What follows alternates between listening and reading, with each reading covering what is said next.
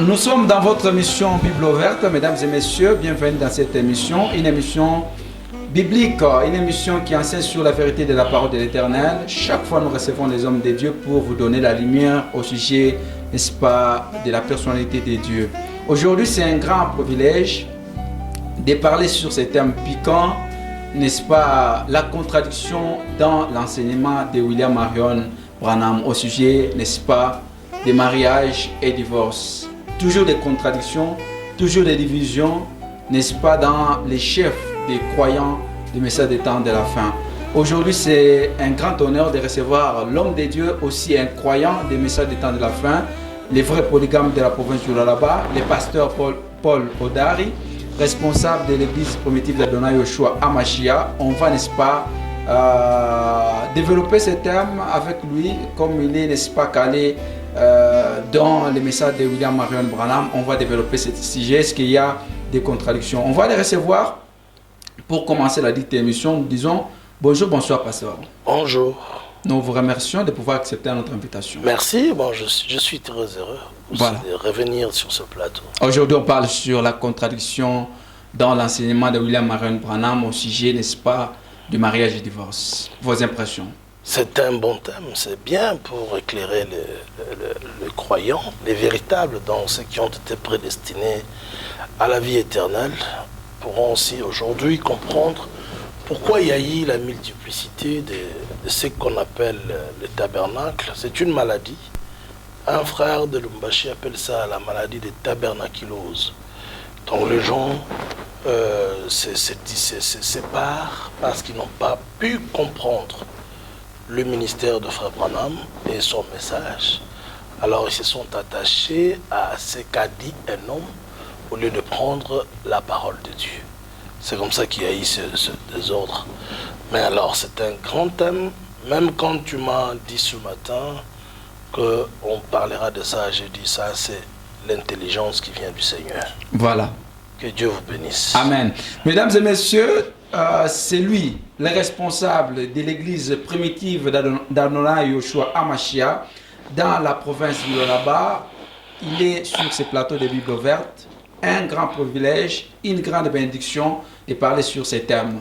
On va commencer avec le pasteur. Peut-être il a déjà touché quelques points que nous avions voulu lui, n'est-ce pas, lui poser, afin qu'il donne la lumière. Vous avez cité le ministère de William Marion Branham. Le ministère plutôt, de William Marion Branham. C'est quoi au juste? En tant qu'envoyé du Seigneur, d'après les promesses faites à l'Église, le Seigneur lui-même avait répété ça dans Matthieu chapitre 17. Il a dit que Élie viendra et rétablira toutes choses dans l'Église. D'autres ont pensé qu'il s'agissait de Jean-Baptiste, mais Jean était déjà mort dans Matthieu 17. Jean n'existait pas, mais il a aussi parlé de Jean-Baptiste comme Élie. Et il y a aussi un autre Élie qui viendra vers les Juifs, tout comme il y avait déjà des Élis qui étaient venus dans l'Ancien Testament, Élie le Tishbite et Élisée. Élisée, c'était toujours Élie, c'était le même esprit. Cet esprit a travaillé toujours pour le rétablissement de la parole de Dieu. Quand les gens sont égarés, Dieu utilise cet esprit-là pour restaurer sa parole.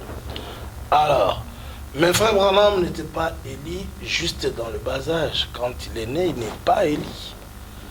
Il n'était pas prophète quand il est né.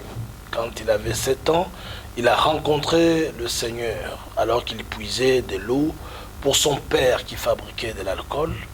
Alors il a vu un arbre, il y avait un tourbillon sur un arbre et l'Esprit lui a parlé, le Seigneur lui a parlé en disant « Garde-toi, ne te suis pas ton corps, ne fume pas, ne bois pas. Et puis ne te suis pas avec de prostituées, car j'aurai un travail à faire avec toi quand tu seras grand. » Ne fume pas, ne bois pas. Oui. Ok. Parce que son père, c'était sa vie. C'était l'ivrognerie. Le Seigneur ne voulait pas que lui aussi imite son père, qui était ivrogne. Son père était ivrogne. C'est pourquoi... Suite à la consommation de la bière. Oui, il était même fabricant. Ok. Son père, ceux qui comparent Frère Branham à Jésus-Christ ou à Dieu, ce sont des gens malades, ils sont vraiment... ils ont un problème mental. Parce que Frère Branham avait un père terrestre, une mère terrestre, et il a grandi, bon, mais c'est différent du Seigneur Jésus-Christ, qui lui est né virginalement, par une vierge. Et le Seigneur a dit à son mari, au mari de cette vierge, ne crains pas de prendre Marie ta femme, car l'enfant qu'elle porte vient du Saint-Esprit. C'est différent, il était né Jéhovah, il a grandi Jéhovah, il était Jéhovah depuis sa naissance. Mais tandis que Frère Branham était un humain. Aujourd'hui, je vous aurai l'occasion de voir comment il se répand de ces faux enseignements qu'il avait aussi apportés. Alors, à 1933, alors qu'il baptisait plus de 500 personnes, arrivé à la 17e personne, c'était sa toute première prédication, l'évangélisation. Le Seigneur est descendu devant plus de 4000 personnes, sous la forme d'une lumière, une étoile, une colonne de feu. Les gens ont vu ça, mais la voix, c'est lui qui a écouté ça, il a témoigné, il dit, le Seigneur m'a dit de même que Jean-Baptiste fut envoyé pour être le précurseur de la première venue de Christ, toi, Branham, tu auras un message. Pas que toi, tu seras le précurseur. Tu auras un message au futur qui préparera la seconde venue de Jésus-Christ. Il avait déjà beaucoup prêché en 1933. Il gagnait les gens, mais il n'avait pas encore le message du temps de la fin qui devait ramener les gens à la foi apostolique. Mais avoir le message, cela ne signifie pas que vous êtes maintenant devenu au même titre que Jésus. Parce que Jésus aussi avait un message. Jésus-Christ est Elohim, manifesté dans la chair humaine. Il a dit dans Apocalypse chapitre 21 et chapitre 22, il dit, moi, je suis l'alpha et l'oméga, le premier et le dernier, le commencement et la fin. Il dit, moi, Jésus, j'ai envoyé mon ange pour vous attester ces choses dans toutes les églises. Voici, je viens bientôt. C'est lui, il est le créateur. On ne peut pas comparer un prophète à Jésus-Christ, même pas Moïse, même pas Abraham, ni moins encore Frère Branham. Donc, comme je vous avais dit au début là, ceux qui croient que Branham ou acceptent, adorent Frère Branham, ce sont tout simplement des malades. Ils ont un problème psychiatrique. Voilà, peut-être avant de prendre notre thème, vous en tant que responsable de l'église primitive d'Adonai Yoshua Hamashiach, croyant aussi des messages des temps de la fin, qui est réellement Branham? Il n'est qu'un pécheur sauvé par la grâce du Seigneur. Parmi les 5 ministères, il est prophète. Et puis, il est messager pour le monde entier. Le Seigneur l'a utilisé pour le dernier âge, appelé l'âge de l'église de Laodicée. Comme prophète. Comme envoyé de Dieu, messager, étoile, afin que par lui, tous comprennent la vérité. C'est ça la signification d'un prophète? Non, la signification d'un prophète, c'est un révélateur de la parole écrite de Dieu. Un prophète est un révélateur de la parole écrite, un voyant donc. Vous voyez, quand il est venu, lui, il a révélé la vérité au sujet du péché originel, le péché du commencement. Aucun prédicateur sur la terre ne pouvait avoir une telle intelligence. Mais il est venu, il a révélé. Dieu lui a donné l'intelligence de comprendre que Caïn était le fils du serpent. Voilà, en tant que prophète, on prend les casquettes d'un prophète. Est-ce que dans le message d'un prophète, on peut, n'est-ce pas, trouver la contradiction? Pourquoi la contradiction au sein de son message? Dans un prophète, on peut trouver la contradiction, mais pas dans le message que Dieu lui a accordé. Je donne un exemple clair, et c'est dans les Saintes Écritures. Jean le Baptiste, c'est lui qui était envoyé comme précurseur de la première venue de Christ. Il a présenté Jésus-Christ au monde. Il a dit, voici l'agneau de Dieu qui ôte le péché du monde. Allez vers lui, car c'est lui l'époux. Moi, je ne suis que l'ami de l'époux. Bon, quelques jours passés, il fut arrêté. En prison, il s'est encore posé la question. De savoir si c'était le allez, Messie. allez lui demander. Non, l'onction l'avait quitté. Frère Branham explique ça ici. Il dit l'onction l'avait déjà abandonné. Il dit un prophète peut commettre des erreurs. Mais c'est la vérité. Regardez un autre exemple, c'est dans 2 Samuel.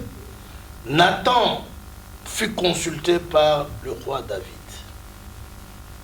David lui dit, je veux le construire. Moi j'habite une grande maison de cèdre, un bon bâtiment. Mais l'arche de l'Éternel est à l'extérieur. Mais je crois, je veux bâtir pour le Seigneur une maison. Nathan dit, va, fais tout ce qui est dans ton cœur, car le Seigneur est avec toi. Vous voyez, c'est un homme, il a parlé comme ça. Mais la même nuit, là, le Seigneur est descendu auprès de Nathan. Il ne peut pas construire. Il dit, non, pas lui. Lui ne peut pas faire pour moi la maison. Très important. Vous voyez, le message, quand ça vient, ça corrige même la pensée du prophète. Et Nathan est allé encore dire à David, ainsi dit le Seigneur. Tu vois, à ce moment-là, un croyant ne peut ça pas... corrige des erreurs. Ce qui est... Oui, des erreurs. Un prophète commet des erreurs. Moïse a commis des erreurs aussi. C'est écrit dans les Saintes Écritures. Parce que nous parlions, n'est-ce pas, du message. Pourquoi la contradiction au sein des messages? Alors ça, c'est l'éclairage. Le peuple de Dieu, ceux qui suivent le message du frère Branham, doivent comprendre que frère Branham, en tant qu'humain, en tant qu'un homme, il était sujet aux erreurs. Lesquelles? Beaucoup des erreurs, même des erreurs sur le plan comportemental et puis sur le plan de l'enseignement. Vous pouvez les dévoiler pour que les gens puissent les savoir. Je donne par exemple un exemple dans le 7e sceau ici. Ok. Dans le livre ici. Je prends d'abord le premier sceau. Écoutez par exemple ce qu'il dit ici. À la page 131,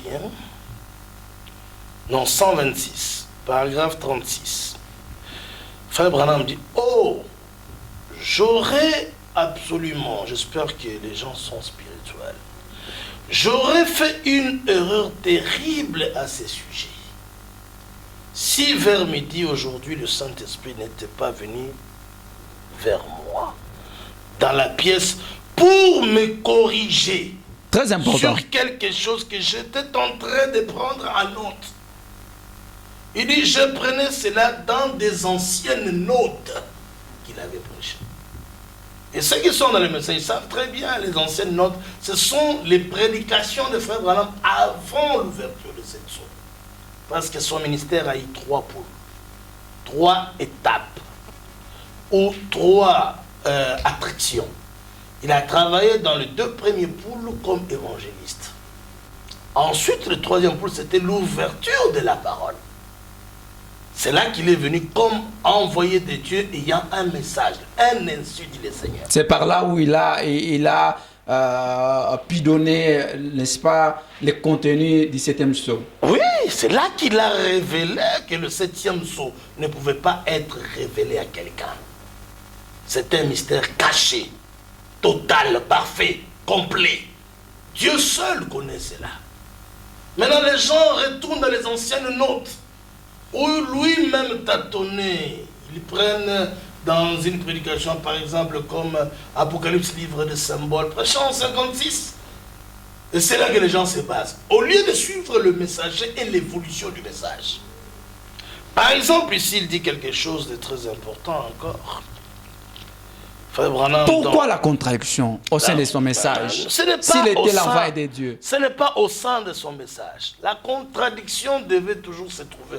Même en toi, il y a la confusion. Daniel a dit dans Daniel 9, il a dit, Seigneur, à nous la confusion, à toi l'intelligence des choses, la justice. Seul Dieu ne commet pas d'erreur. Si quelqu'un dit que Branham ne commet pas d'erreur, donc il est obligé de l'adorer. C'était un homme. Je vais vous lire ici. Il va le confesser. Ok. Par exemple, ici... C'est quel ouvrage? Nous sommes dans le livre condensé de 7 sceaux. Très important. Ici, dans le 7e sceau, au paragraphe 17, par exemple, il dit ceci. Et je dirais ceci. En parcourant d'anciennes notes dont je m'étais servi pour prêcher il y a bien des années, alors que je venais tout bonnement ici. Et je disais que je prenais je disais que je pensais que c'était juste. Je continuais comme ça.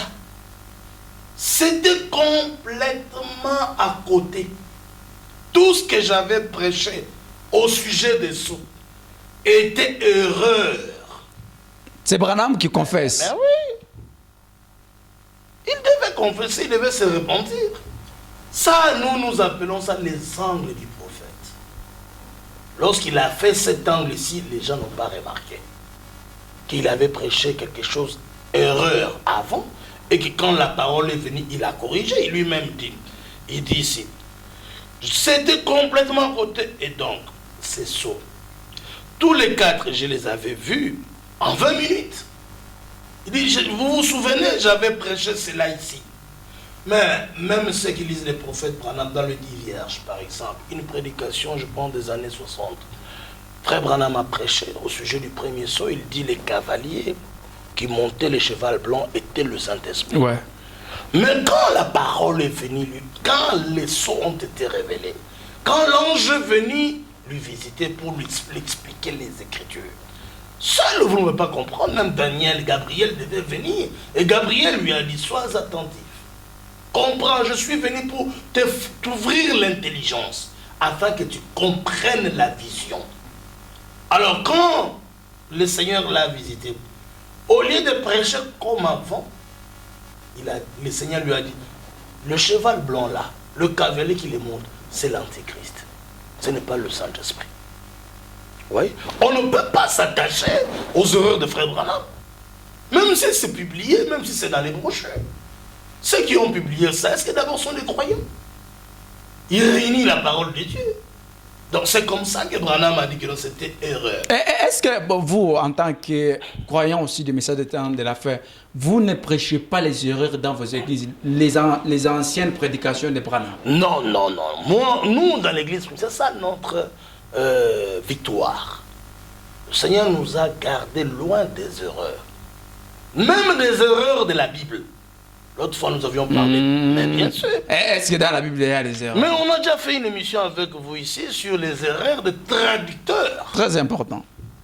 Mais les gens prennent tout. Ils disent non, c'est la Sainte Bible. Ils copient. Mais nous, en prenant Louis II, c'est un livre inspiré, la Bible. La Bible, bien sûr, la Bible est d'ordre divin. Mais les traducteurs, ce sont des païens, des inconvertis. Ils ont cherché l'argent. Maintenant, chacun avait sa religion et chacun devait traduire d'après la tendance de sa religion. C'est comme ça que... D'après ses coutumes. Non, c'est d'après ses coutumes. C'est pourquoi il y a des versets coupés dans les Saintes Écritures. C'est pourquoi il y a même des versions révisées. Ce que je vous avais dit ici, l'autre fois. Louis II, cette version ici, il a trompé le monde entier. Jusqu'aujourd'hui, les gens s'attachent à une grande erreur au sujet de 1 Timothée 3. Quand il dit que non, que l'évêque soit marié d'une seule femme. Tu as suivi, mais même les démons de Pascal, comment il a parlé c'est un homme de Dieu. Non, ça sont des voyous dans les messages. Un homme de Dieu, c'est quelqu'un qui est sérieux. Parce qu'il faut d'abord commencer par croire que Dieu ne peut pas se contredire. Dans la Bible, si vous trouvez 2 versets qui se contredisent, alors quelque part Satan doit avoir passé là-bas et injecté sa sémence. Ce n'est pas possible. Alors nous avons trouvé que 1 Timothée 3, que l'évêque soit marié d'une seule femme. Ah, mais on regarde les évêques de la Bible. Moïse était un évêque, était responsable. Vous avez regardé parce que vous vous êtes retrouvé dans cette condition-là. Il fallait vérifier les Saintes Écritures. Nous nous sommes dit non, cherchons d'autres versions. On cherche, on va chez le semeur. Le semeur dit le responsable doit être non célibataire, seulement marié. Nous allons encore chez les abbés, abbé Crampon. Il dit que l'évêque soit marié une seule fois. Une seule fois aussi, ça ne signifie pas avoir une seule femme. Une seule fois. Une seule fois, c'est ça, c'est la logique. Une seule fois ne signifie pas avoir une seule fois. Les erreurs dans la prédication, dans les prédications des Branham. Ça, c'est une parenthèse que j'ai donnée. Une seule fois ne signifie pas avoir une seule femme. Parce que dans Matthieu 25, un homme se mariait une seule fois avec 5 vierges. Jésus-Christ, quand il viendra se marier, une seule fois. Mais avec beaucoup, les milliers de milliers. Mais une seule fois, pourquoi vous remariez après ça? Quelqu'un aussi peut se marier. Mais maintenant, l'abbé Campron, dans les commentaires, il a dit il s'agissait de se présenter devant l'officier de l'État une seule fois. Mais vous pouvez vous marier avec d'autres femmes, beaucoup de fois, mais devant l'officier de l'État une seule fois. D'une manière illicite. Non, pas illicite. C'est le mariage. Les mariages, c'est d'abord coutumier. Et Frère Branham nous a montré, c'est une erreur d'aller se présenter devant un officier de l'État à demi-ivre qui ne connaît rien du mariage, de l'enseignement du mariage. Maintenant, c'est ça ce que je vous ai dit. Le Seigneur nous a protégés, même avec les erreurs sorties de la bouche de Frère Branham. Frère Branham, ici, par exemple, il dit à la page 584, il dit, voyez-vous, nous ne voulons jamais inclure un homme là-dedans. Oubliez tout ce qui me concerne. Je suis votre frère. Ok. Un pécheur sauvé par la grâce. Ce n'est pas possible. Ce n'est pas possible. Un pécheur sauvé, mais il est dit ici. Un pécheur sauvé par la grâce. Indigne de vivre. Ici, il ne faisait que se repentir. Se repentir, se repentir. Il dit, c'est l'exacte vérité. Je ne dis ça pas pour être humble, ce sont les faits réels. Je suis un pécheur, commettant des erreurs. Dans l'une des prédications que j'ai ici, dans l'unité, Frère Branham dit par exemple, l'unité prêchée en 1962, Ok. Frère Branham dit au paragraphe 87, il dit, oh là là, jamais de ma vie je n'ai prêché quelque chose sous l'inspiration que j'ai eu à retirer. Donc, vous voyez déjà, il dit, en effet, cela ne dépend pas de ma propre compréhension. Et si ma compréhension est contraire à la parole de Dieu, s'il n'en est pas ainsi, mettez cela de côté. C'est Branham qui dit. Mais oui, ce n'est pas correct. Et la seule chose à faire, c'est de démolir cette mauvaise compréhension-là.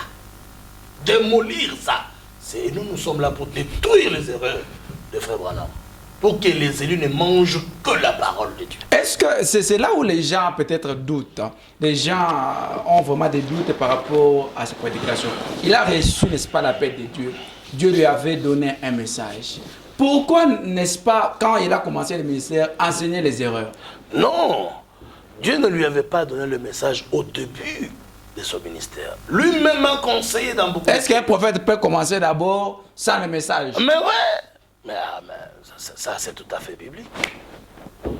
Enfin, Moïse était né prophète. Il a grandi dans la maison de Pharaon, prophète. Il est allé même tuer, il était prophète. Est-ce qu'il peut nier que Moïse n'était pas prophète? Il était prophète. Mais la parole lui est venue après, à la fin de sa vie. Le Seigneur est descendu, il a dit, maintenant, je suis venu pour t'utiliser. Le Seigneur, lui, il est comme ça. La parole du Seigneur ne vient pas chaque moment au prophète. La parole du Seigneur vient quand le Seigneur veut le révéler. Car l'Éternel Dieu ne fait rien sans révéler ses secrets à ses serviteurs, le prophète. Ce n'est pas comme ça. Même donc, si c'est comme ça, il fallait croire. Il faut croire que Branham est Dieu. Mais il n'était pas Dieu. Maintenant, les gens ici du message qui ont la maladie de tabernaculose ici, et ils sont des ignorants, et ils disent même la tour des frères Branham, c'est le Seigneur. Ça, c'est blasphémaire. Contre le Saint-Esprit. Il dit, vous devez manger tout. Même les excréments, il faut manger. Mais ça, ce sont des fous, les bêtes de la Odyssée. C'est comme ça qu'ils ont égaré les gens. Les gens pensent que rien d'heureux ne pouvait sortir de Frère Branham. Alors que Branham avait les opinions semblables aux opinions de beaucoup de gens. Ici, par exemple, dans mariage et divorce. Frère Branham, pour aborder ça, au paragraphe 42, il dit ceci. Après avoir commis les erreurs. Ouais, il a par exemple, j'en ai même ici, dans le 70 semaines de Daniel, il ne prêchait pas sur le mariage, mais il a fait une parenthèse. Il a dit, dans les pays où la polygamie est pratiquée, d'après moi, c'est 1000 fois mieux que chez nous ici aux États-Unis. Mais nous savons que la polygamie, c'est mal. Quand il a dit ça, ce n'était pas l'incite du Seigneur. Mais là-bas, il avait déjà reçu le Saint-Esprit. Le Saint-Esprit pouvait le recevoir et la révélation vient progressivement. Comment ça? Mais oui, la révélation vient progressivement. C'est ce que Branham enseigne. On ne peut pas du coup avoir tout en même temps. Mais quelqu'un qui était baptisé par le Saint-Esprit donne des parenthèses comme ça, des erreurs, qui condamne sa prédication. Regardez frère, dans Galates chapitre 1er, 2 aussi, je m'excuse. Paul qui est venu après l'apôtre Pierre, à qui les clés du royaume ont été données. Mais Pierre a commis une grave erreur. Laquelle? Je vous lis d'abord ça. Je vous lis. Vous n'allez pas dire que Pierre n'avait pas le Saint-Esprit, il était baptisé du Saint-Esprit. Nous sommes dans votre émission Bible ouverte, nous avions reçu le pasteur Paul Odari et on parle sur les contradictions dans les messages de William Marion Branham au sujet, n'est-ce pas, de mariage et divorce. Dans Galates, je suis là, il y a le Seigneur, dans Galates chapitre, je prends le chapitre 2, depuis le verset 11. Paul relate aux Galates. Mais lorsque Képha vint à Antioche, je lui résistais en face. Képha là, c'est Pierre à qui les clés du royaume ont été données. Ok. Il était baptisé en du Saint-Esprit. Pourquoi? Parce qu'il était répréhensible. Pierre, le tout premier apôtre, pasteur de l'église de Jérusalem, tout premier pasteur dans le Nouveau Testament, rempli du Saint-Esprit, mais il avait des erreurs. Il était répréhensible, c'est écrit. En effet, avant l'arrivée de quelques personnes de l'entourage de Jacques, il mangeait avec les païens, et quand elles furent venues, il s'esquiva et s'est mis à l'écart par crainte des circoncis. Avec lui, les autres juifs usèrent aussi de dissimulation, en sorte que Barnabas même fut entraîné par leur hypocrisie. Mais rempli du Saint-Esprit. Ok. Donc quand quelqu'un est rempli du Saint-Esprit, cela ne va pas dire qu'il n'aura pas de erreurs. Maintenant, c'était un faux enseignement que Pierre, Jacques et tous les autres croyaient au sujet de la circoncision, méprisant les païens. Alors, ils eurent les hypocrites, voyant qu'ils ne marchaient pas droit, selon la vérité de l'évangile. J'ai dit à Pierre, en présence de tous, c'est toi qui es juif. Vous voyez, il l'a corrigé. Et il n'avait pas commis d'erreur. Corriger un homme de Dieu rempli du Saint-Esprit, ce n'est pas un péché. C'est logique. La logique et biblique est ça. Il ne faut pas être fanatisme. Nous ne sommes pas les kimbanguistes. Ce sont les kimbanguistes qui pensent que leur Fumuntoto-là ne peut pas commettre. Ce sont des démons. Le réel Saint-Esprit. Il ne faut pas être catholique. C'est les catholiques qui pensent que le pape est le très saint père en qui aucune erreur ne peut venir. C'est les vicarius fidèles. Voilà, par exemple, on les appelle vicarius, mais nous l'appelons antichrist. Pourquoi? Parce qu'un homme reste un homme. S'il vous plaît, c'est le représentant de Dieu sur la terre. Non, de Satan. Quand il a soutenu l'homosexualité ici, qui n'a pas vu ça? Mais les catholiques ne savent pas. Même s'ils voient que le pape est dans l'erreur, ils ne savent pas comment se défectionner. Par crainte en disant que c'est un très simple. Nous serons maudits. C'est ça l'égarement. Élever quelqu'un au-dessus de la parole de Dieu. Une erreur ne peut sortir de n'importe qui. Même de Branham. Branham a commis des erreurs. Voilà, je venais de vous lire ça ici. Maintenant, au sujet du mariage et du divorce, par exemple. Ici, quel est le message que Branham aurait prêché? Aujourd'hui, vous vous divisez, vous vous retrouvez avec un nombre de fidèles dans l'église primitive, les autres à Kasulu, les autres d'Ilungu, les autres partout, tabernacle, nous sommes les croyants de message. Pourquoi vous divisez si Branham était le véritable prophète, qui avait un message de Dieu? L'apôtre Paul a dit, dans 1 Corinthiens chapitre 2 et 3 aussi, il faut qu'il y ait des divisions parmi vous. pour qu'on sache qui est dans la vérité et qui ne l'est pas. Or, le message ne peut pas semer la confusion. Non, la parole vient semer la division, pas la confusion. C'est pareil, Jésus-Christ a dit, je ne suis pas venu pour apporter la paix, mais l'épée. Pour diviser. Et il a séparé. Lorsque le message est révélé, ça sépare. Quand Frère Branham, au sujet, quand la parole lui est parvenue sur mariage et divorce, il a dit, je sais très bien qu'il y aura des séparations. Les églises vont se déchirer. Je vais vous lire ça aussi. Et puis ici dans ma ce que je vais vous dire va vous choquer. C'est la seule prédication rejetée de tout le monde. Par le croyant du message de temps de la fin. Même celui qui avait pris la relève après Frère Branham, Ewald Frank, il a un peu soutenu ça. Parce que lui s'est trouvé déjà dans une situation polygame. Alors il a soutenu. Et puis par après, il a vu que le monde serait opposé à lui. Alors il a rejeté ça. Mais les vrais élus, Frère Branham... En restant polygame. Oui, mais il ne vit pas avec sa première femme. Celle qu'il a, je pense, ça doit être une troisième. Donc, mais nous, les élus, Branham nous a dit, si un homme de Dieu abandonne la parole, abandonnez-les. Restez avec Dieu. Comme Branham avait Dieu abandonné sa première prédication. Mais oui, quand il a abandonné, il s'est repenti et nous l'avons suivi. Quand un homme se repent, celui-là, il est un véritable croyant. Frère Branham, toujours des contradictions. Dans son trempe, là, Frère Branham était même capable de venir montrer comment il a fui les avocats devant tout le monde. Et puis se repentir. Il s'est repenti beaucoup de fois au sujet de l'enseignement. Il dit ici, j'avais prêché comme ça, mais j'étais dans l'erreur. Par exemple, au sujet des sceaux. Il s'est repenti en disant, je croyais que les sept trompettes me sera révélées. Il dit, mais Dieu m'a montré que toutes les 7 trompettes sonnent dans le 6e son. Et le 7e son, c'est le silence total. Et pourquoi cela n'est pas révélé? Parce que les 7 voix de 7 tonnerres n'ont pas été écrites dans la Bible. Il dit, aucun homme ne peut les connaître, même pas un ange. Ce n'est pas possible. Même le Fils sur la terre, il avait dit, je ne connais pas. Il dit, c'est quelque chose d'inconnu. J'ai cherché l'interprétation. Mais avant, il disait que lorsque les 7 tonnerres sera révélé, ça nous donnera la foi de l'enlèvement. Il disait ça avant. Mais quand la parole progressivement, au fur et à mesure que la parole lui était révélée, alors il a dit, jamais je pourrais penser comme avant.